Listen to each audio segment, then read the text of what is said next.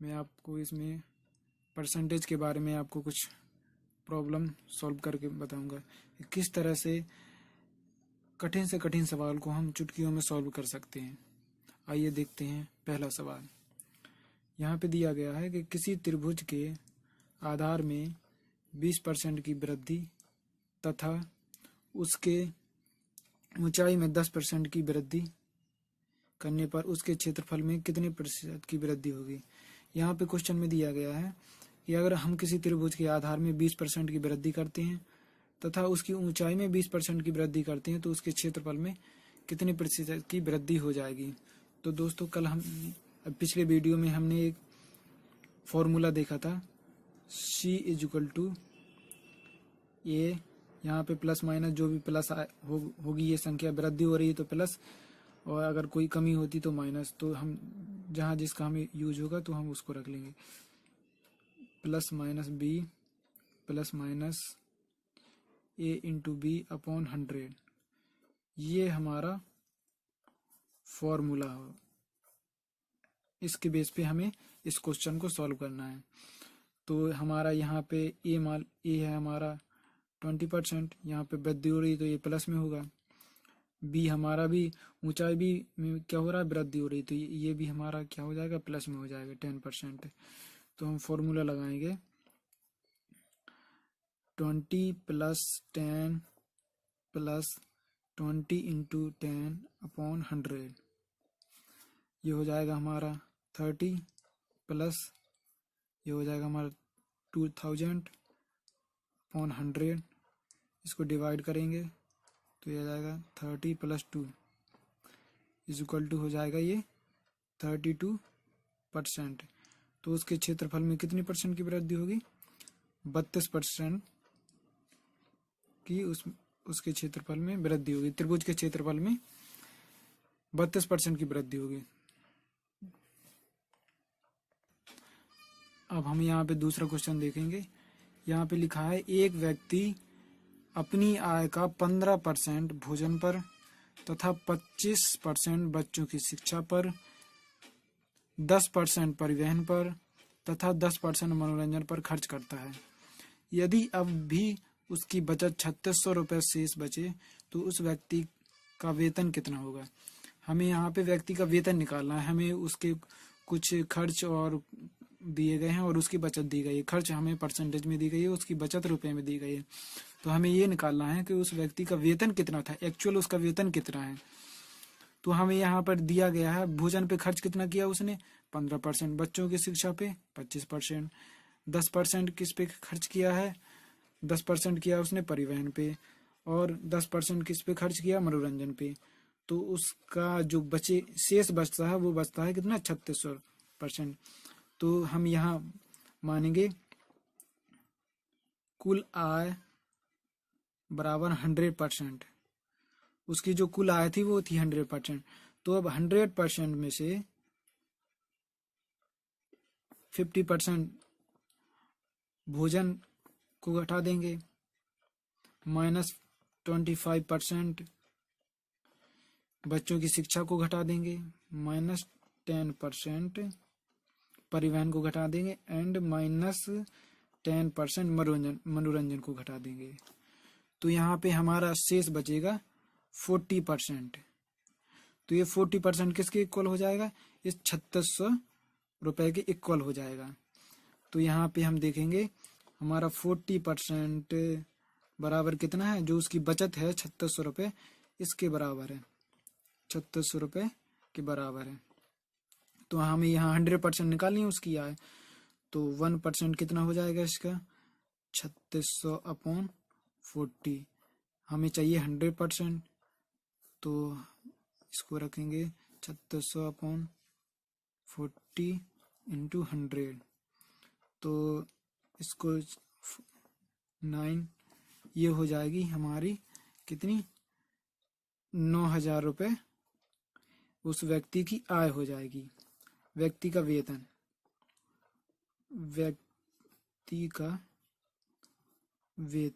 कितना हो जाएगा, 9000 रुपये पर मंथ हो जाएगा, जितना भी दिया गया हो उसमें, मतलब 9000 रुपये उसकी आय हो जाएगी। ये हमारा आंसर आ गया। समझ में आया? हमें यहाँ पे क्या करना है, हमें जो ये खर्च दिए गए हैं इनको हमें टोटल 100 मिनट से माइनस कर देना है। जितना हमारा शेष बचेगा वो हमारा किसके इक्वल होगा, इस बचत जो रुपए में दी गई है इसके बराबर होगा वो परसेंटेज। तो यहाँ हमारी बचत कितनी, 40% हमारा या बचत 36 रुपये बचत कर रहा है, तो हमें 100% निकालना है।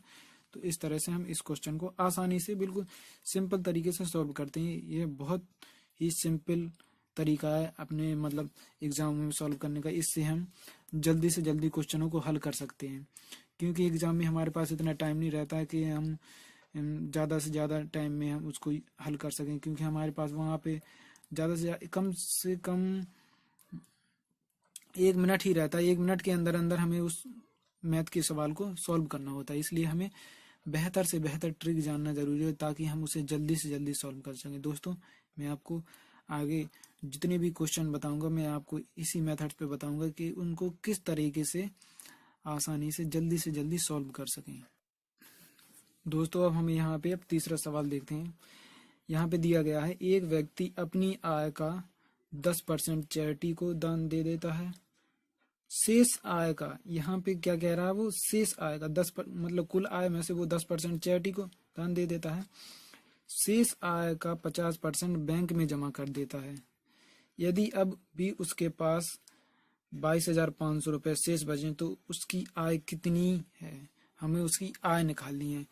यहाँ पे क्या दिया गया है, उसकी आय निकालनी है। तो हम आय मान लेते हैं, टोटल आय मान लेते हैं उसकी x है। ठीक है, टोटल आय x है। तो यहाँ पे क्या कह रहा है, हमें उसकी आय चाहिए, कुल आय चाहिए, मतलब उसकी आय कितनी है, कुल आय हम ज्ञात करेंगे। तो उसकी टोटल आय हमने x मानी, x में से वो क्या करता है 90%, 10% चैरिटी को दान दे देता है। तो कितना बचा उसके पास 90%, तो ये 90। फिर इसके बाद क्या करता है, वो इसमें से शेष में से क्या करता है 50% बैंक में जमा कर देता है। फिर इसमें से क्या करता है, वो 50% बैंक में जमा कर देता है। तो 50% बचा उसके पास। फिर उसके पास कितना बचता है, फिर भी उसके पास 22,500 रुपये शेष बचता है। अब हम दोस्तों इसको सॉल्व कर लेंगे। इसको सॉल्व करेंगे तो ये हो जाएगा हमारा x इक्वल टू हो जाएगा 22,500 इंटू 100 अपॉन इंटू 100 अपॉन हो जाएगा 90 इंटू 50। ये 2 बार जाएगा और इसको डिवाइड करेंगे, ये 45 बार जाएगा। और इसको डिवाइड करेंगे तो ये हमारा आ जाएगा 50,000, मतलब 50,000 रुपये उसकी आय है।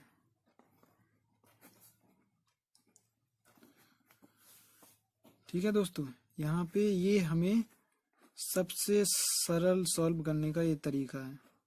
ठीक है, कैसे हम प्रश्न को जल्दी से जल्दी कम समय में सॉल्व कर सकें, ये हमें एग्जाम में बहुत ज़रूरी होता है। तो हम आगे इसी तरह के क्वेश्चन और सीखेंगे। अब हम यहाँ पे चौथा क्वेश्चन देखेंगे। यहाँ पे दिया गया है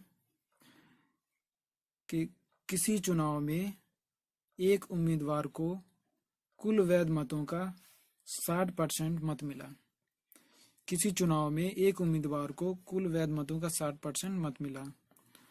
उसी चुनाव में 2 उम्मीदवार थे, ठीक है, और कुल 40,000 मतों में से 10% मत अवैध घोषित कर दिए गए। तो दूसरे प्रत्याशी को कितने वैध मत मिले। हमें यहाँ दूसरे प्रत्याशी के वैध मत निकालना है। यहाँ पे दिया गया है कि कुल 4,000 मतों में से 10% मत अवैध घोषित कर दिए गए। ठीक है, 10% अवैध घोषित कर दिए गए तो कितना बचा 90%। ठीक है, 90% बचा है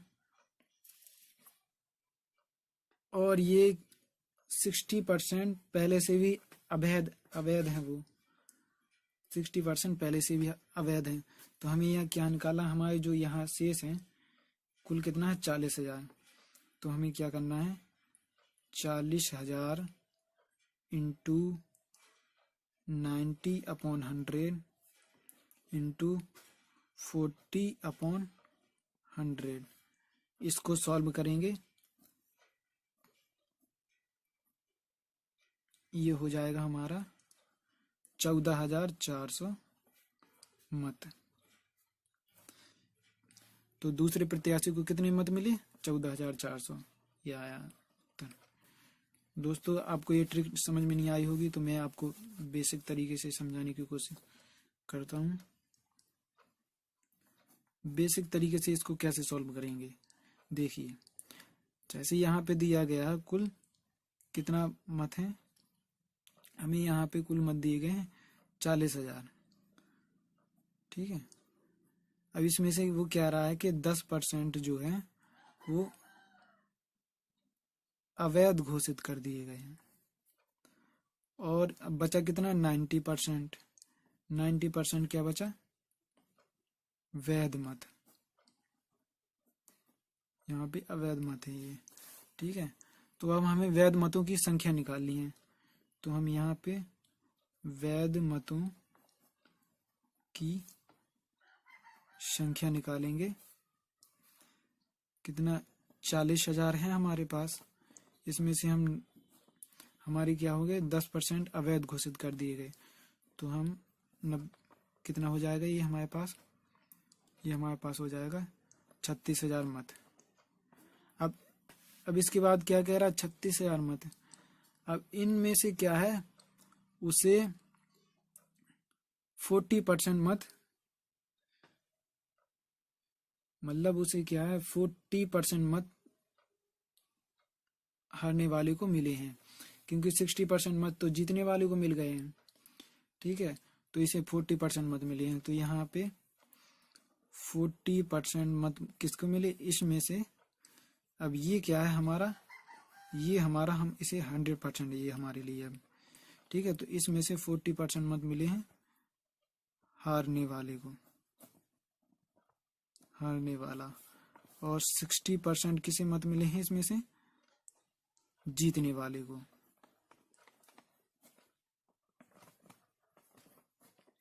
ठीक है दोस्तों, तो अब हमें क्या करना है? हमें हारने वाले प्रत्याशी के मत निकालने हैं कितने। तो यहाँ हम रखेंगे हारने वाले प्रत्याशी को मिले मत बराबर कितना हो जाएगा? 36,000 में से 40% निकाल लेंगे, उसका कितना आ जाएगा? 14,400, जो हमारा पहले भी आंसर आ चुका है। तो दोस्तों, इस तरह से हम इसको बेसिक तरीके से भी सॉल्व कर सकते हैं। दोस्तों, अब अगला क्वेश्चन दिया गया है, चावल के मूल्य में 25% की कमी होने पर एक व्यक्ति 600 रुपये में 5 kg चावल अधिक खरीदता है। चावल का वर्तमान मूल्य बताइए। तो यहाँ पे क्वेश्चन कह रहा है कि यहाँ पे जब किसी वस्तु का 25%, उस वस्तु के मूल्य में 25% की कमी होती है, तो वह व्यक्ति 600 रुपये में 5 kg चावल अधिक खरीद लेता है। तो हमें यहाँ पे उसका वर्तमान मूल्य ज्ञात करना है। हम वर्तमान मूल्य कैसे करें? एक इसकी भी एक ट्रिक है वर्तमान मूल्य ज्ञात करने की। वर्तमान मूल्य बराबर हम यहाँ पे लिखेंगे मूल्य में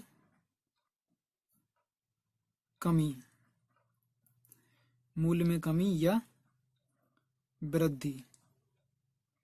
कितनी कमी या वृद्धि हो रही है? अपॉन 100 इंटू रुपए अपॉन कम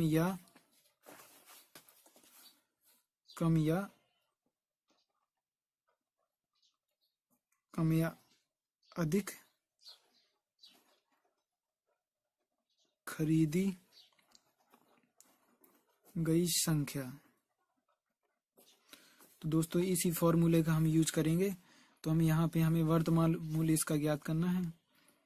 हमें चाहिए वर्तमान मूल्य कि इसका वर्तमान मूल्य क्या है।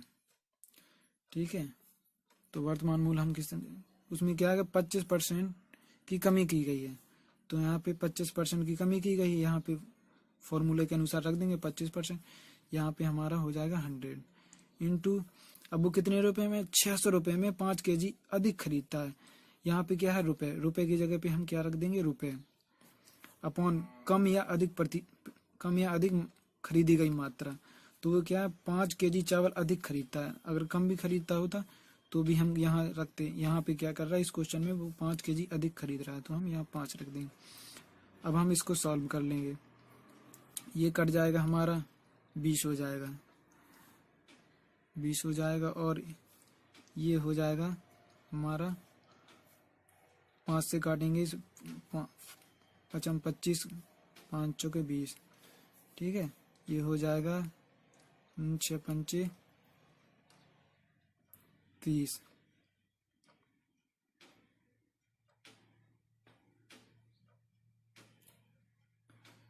6 पंचे 30, नहीं दोस्तों ये हम गलत कर चुके हैं, यहाँ पे हम ये 25 है, यहाँ पे ये हमारा 100 है। ठीक है, तो ये हमारा कितना हो जाएगा 1/4 हो जाएगा, 1/4 डिवाइड हो जाएगा, ये इसका मल्टीप्लाई हो जाएगा, तो ये कितना हो जाएगा 600/20, तो 20 कितना हो जाएगा 60, ये हमारा आ जाएगा 30 रुपये प्रति kg, ये हमारा आंसर हो जाएगा। हम यहाँ पे जो हमारा 25 था, 25/100, तो ये हो जाएगा 1/4, 1/4 हो जाएगा, इसको मल्टीप्लाई कर देंगे तो ये हो जाएगा 20, सो 6000/20 रखेंगे, तो इसको डिवाइड करेंगे तो ये 30 बार जाएगा, तो ये आ जाएगा हमारा फाइनल आंसर आ जाएगा। अब लास्ट क्वेश्चन भी इसी तरह है, इसमें दिया गया है अंडों के मूल्य में 20% की कमी होने पर एक व्यक्ति 480 रुपए में 2 दर्जन अंडे अधिक खरीदता है। अंडों का प्रारंभ मूल्य प्रति दर्जन ज्ञात कीजिए। हमें अंडों का प्रारंभ मूल्य प्रति दर्जन ज्ञात करना है, तो यहाँ पे हमें प्रारंभ मूल्य ज्ञात करना है। तो यहाँ पे हमने वहाँ पे जो फॉर्मूला लगाया था, यहाँ पे हमें दूसरा फॉर्मूला लगाना पड़ेगा, एक थोड़ा सा उसमें परिवर्तन हो जाएगा। यहाँ पे हम रखेंगे प्रारंभ मूल्य, ये मैं फॉर्मूला लिख रहा हूँ, इस तरह इस फॉर्मूले का यूज करना है। प्रारंभिक मूल्य यहाँ पे हम रखेंगे मूल्य में